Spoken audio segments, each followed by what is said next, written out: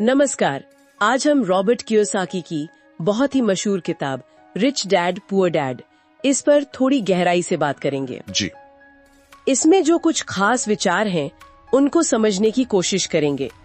ये किताब असल में दो पिताओं की सोच के बिल्कुल अलग नजरियों पर आधारित है। हाँ, एक अमीर और एक गरीब, और वो पैसे को लेकर अपने बच्चों को क्या सिखाते थे, इसी पर है ये पूरी किताब। बिल्कुल। और हमारा इरादा भी यही है कि किताब की जो मुख्य बातें हैं, जो किसी की भी फाइनेंशियल सोच को बेहतर कर सकती हैं, हाँ। उनको निकालें। खासकर उनके लिए जो बहुत सारी जानकारी में उलझे बिना सीधे काम की बात समझना चाहते हैं। सही है। तो कियोसाकी बताते हैं कि उनके एक पिता थे, पढ़े लिखे पर आर्थिक रूप से थोड़ा संघर्ष करते थे। हाँ। वो कहते थे पैसे का मोह सारी बुराइयों की जड़ है। और दूसरे पिता जो कम पढ़े लिखे थे पर अमीर बने, हाँ, वो कहते थे पैसे की कमी सारी बुराइयों की जड़ है। देखिए, यहीं से सोच का पूरा फर्क शुरू हो जाता है। बिल्कुल।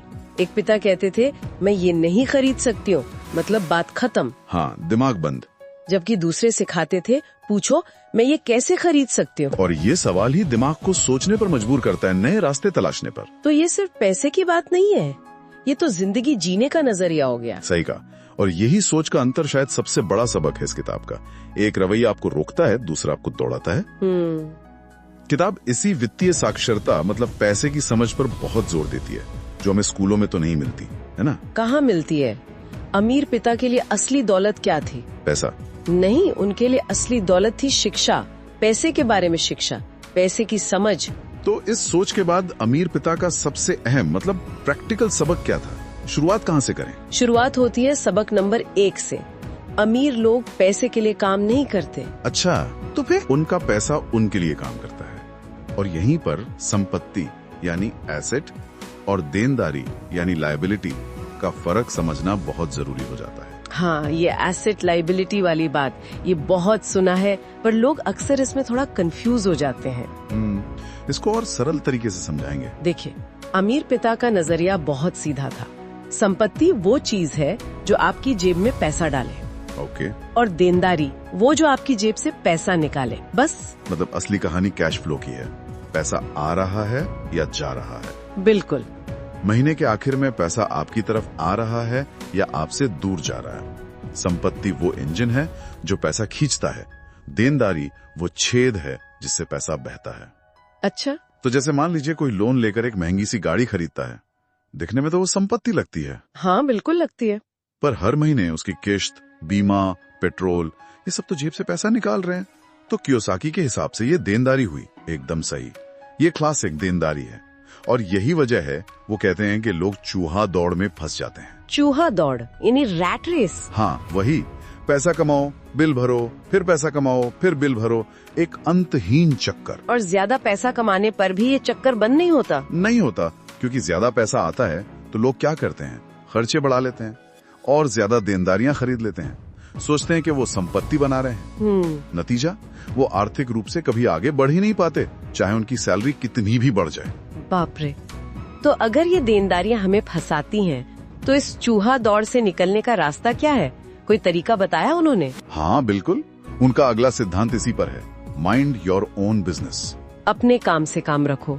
इसका मतलब क्या है? अपनी नौकरी अच्छे से करो? नहीं, यहाँ मतलब थोड़ा अलग है। इसका मतलब सिर्फ अपनी नौकरी या पेशे पर ही ध्यान मत दो, बल्कि अपनी संपत्ति वाले कॉलम को बनाने पर फोकस करो। अच्छा। आपकी नौकरी आपके बिल भर सकती है, आपके खर्चे चला सकती है, पर आपका बिजनेस यानी आपकी संपत्ति वो आपको अमीर बनाती है। तो ये बिजनेस या संपत्ति क्या हो सकती है? कुछ उदाहरण देंगे? हाँ, किताब के मुताबिक असली संपत्ति हो सकती हैं ऐसे बिजनेस जिन्हें चलाने के लिए आपकी रोज मौजूदगी जरूरी ना हो। जैसे कोई सिस्टम बेस्ड बिजनेस, या फिर stock, bonds, mutual fund. Okay.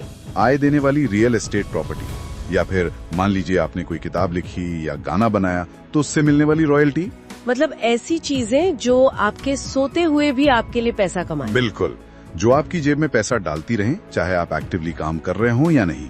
ये सुनने में तो बहुत अच्छा लगता है, पर क्या ये सब बनाना इतना आसान है? डर भी तो लगता होगा ना, पैसा डूबने का डर, फेल होने का डर।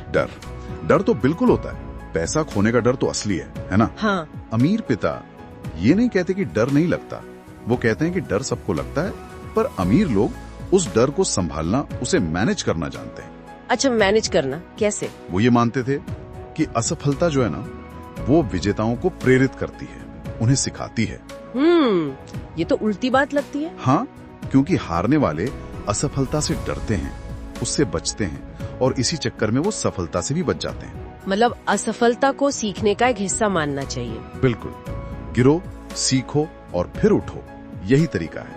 डर, शक, आलस, बुरी आदतें, अहंकार, ये सब बाधाएं हैं जिन्हें पार करना होता है। हाँ, ये नजरिया तो वाकई अलग है। तो इसका मतलब असली दौलत सिर्फ बैंक बैलेंस में नहीं है? नहीं, असली धन आपकी वित्तीय शिक्षा में है, आपकी समझ में है। पैसा वो तो आता जाता रहता है। सही बात है। पर अगर आपके पास पैसे को समझने की, उसे कंट्रोल करने की और उसे अपने लिए काम पर लगाने की काबिलियत है, तो आप संपत्ति बना सकते हैं। और सबसे जरूरी, अपनी फाइनेंशियल समझ बढ़ाते रहें। ये सुनने में सिर्फ अमीर बनने की बात नहीं लगती। ऐसा लगता है जैसे ये आर्थिक रूप से स्वतंत्र, मतलब फाइनेंशियली फ्री होने की बात है। बिल्कुल, सिर्फ कड़ी मेहनत नहीं, बल्कि दिमाग का इस्तेमाल करके मौके ढूंढना। सही पकड़ा आपने। मेहनत जरूरी है, पर सही दिशा में।